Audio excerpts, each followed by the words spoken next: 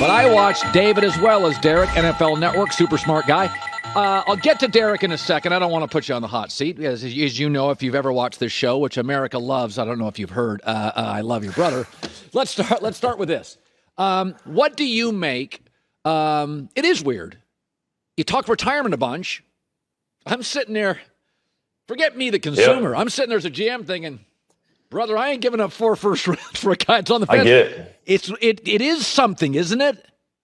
Oh, very much something. And I think what it is at this point in any quarterback's career, as you get towards the end, especially guys that have as much success as Aaron has had, you get to the point where you want a chance to win a Super Bowl. Now, They've gone 3 straight years where they've won 13 games, and they have nothing to show for it. They have a frustrated quarterback and basically a frustrated fan base with that quarterback. You saw him when he was leaving the field at Lambeau the other day. He kind of just did the little wave, see you guys maybe later, maybe I won't. And they didn't care. I've talked to Packer fans that work in our studio at the NFL Network that have been long-time Packer fans, and they're fine with it. You know, I've talked about the different scenarios, what might happen. So you have a great point, because you got to make sure Aaron is all in. And how you do that is you got to be Super Bowl ready if you're one of those teams. So like, there's not a lot of teams that fit that billing that are Super Bowl ready that just need Aaron Rodgers to get over the hump. And then, man, that's a whole nother level, because now you're talking like what you were talking about is 4 first-round picks. I mean, think about that. That's your entire future. And what if Aaron decides that he wants to try Jeopardy again? What are you going to do? Yeah. You know, so that's a real concern for sure. You know, it was interesting. I was very happy, and I love LeBron and Nick Saban and Brady, but I get the fatigue.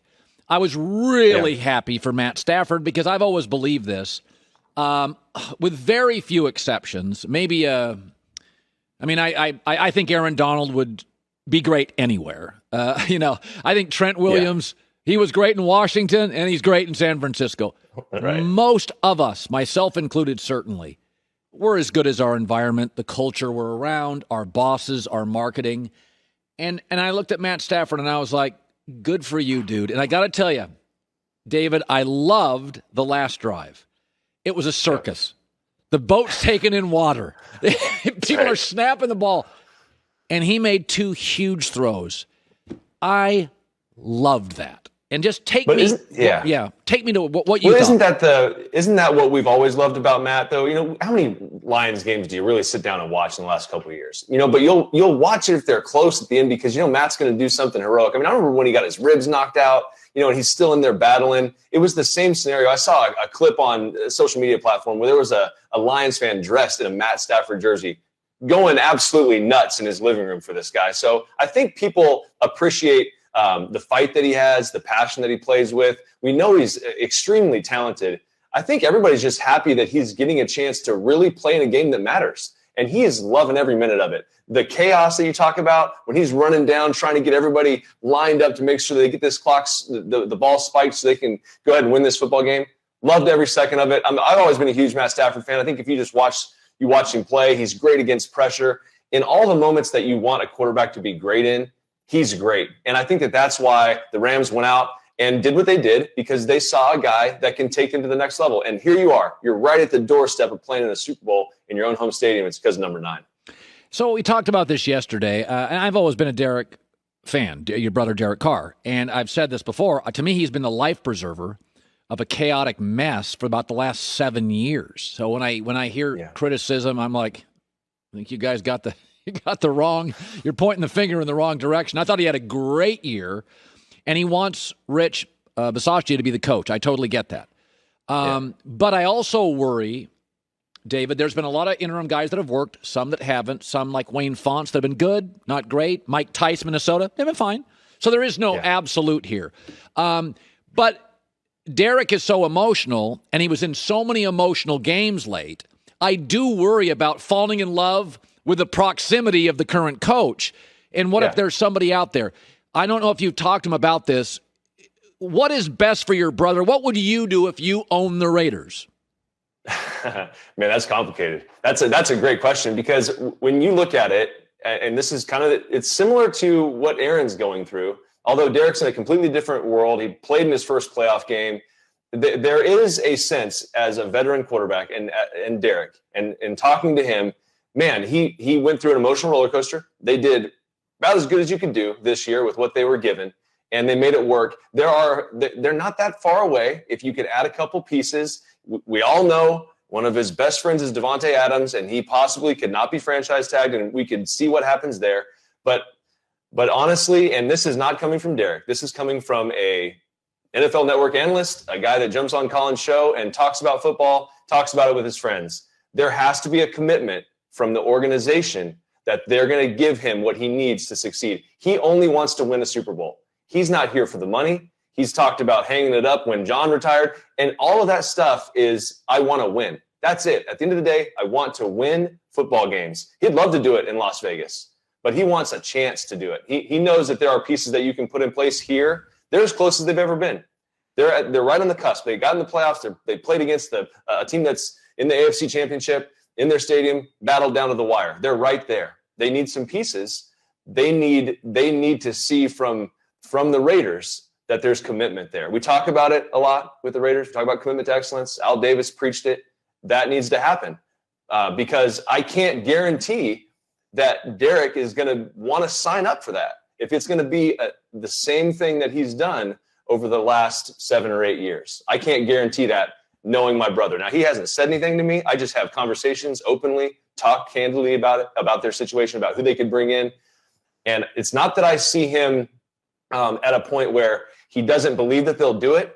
He just really wants to see who the new GM is going to be. He wants why he picks Rich. Why he likes Rich is because he knows who Rich is. Yeah. Rich and him have great conversations, and he likes the fact that he was with him through all that chaos, through the nonsense of that last year, and they were able to do something productive.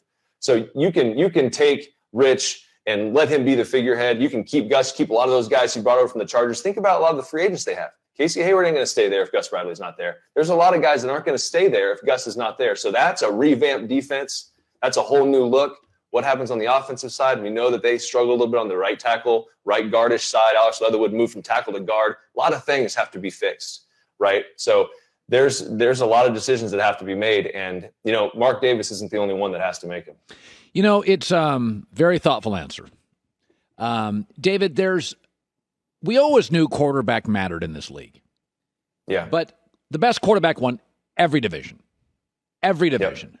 In the NFC, every playoff team had an offensive coach. And you got to look at this sometimes and think, man, I was born a little early on this stuff because it is all the time.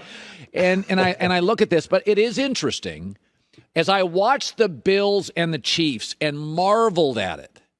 I thought, if Belichick and Sean McDermott can't stop anybody, is there an argument to be made we don't want to become the CFL and that we want to, right. The NFL's done a very good job, David, you know this, of pivoting rules all the time.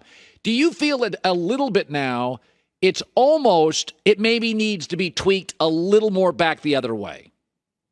I completely see where you're coming from because we all sat there, and when Josh Allen called tails and they lost the toss, we all knew what was going to happen. You pretty much knew. Well, and Josh, even you look at him on the sideline, sitting on that warm bench, he knew. He's seen his face. He's just sitting back like, we can't stop him. So, you can say play better defense. You're playing against space aliens. These quarterbacks aren't real life. Like these are two of the most impressive performances that we've ever seen in a playoff run. I mean, Josh Allen had 12 incomplete passes and 9 touchdowns in the playoffs, and he's at home. So, I mean, that's crazy to me.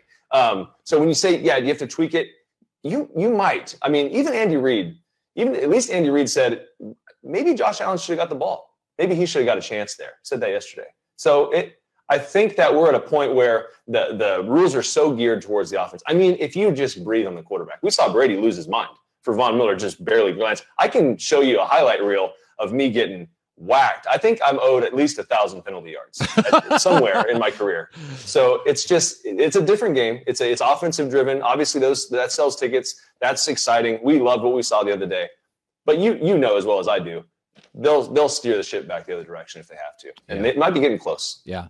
What a pleasure to see you, David. You look fantastic. Continued success. Do I have anything here to pump? Hold on a second. Go to @DCar8. And this Sunday, they have a special 6-hour edition of NFL Game Day morning, 9 a.m. Eastern on the NFL Network and our friends there. As always, You always answer our calls, and not everybody does. I have that effect on some people. Good seeing you, buddy. All right, man. Take care. I'll take care. I thought he gave a really honest answer on his brother. That was a great answer. Very interesting. Really interesting. Take care of him. Hi, everybody. Thanks for watching. Subscribe here to get the latest from the show. Also, be sure to check out more of the best clips from The Herd or go watch a few segments from other shows on FS1.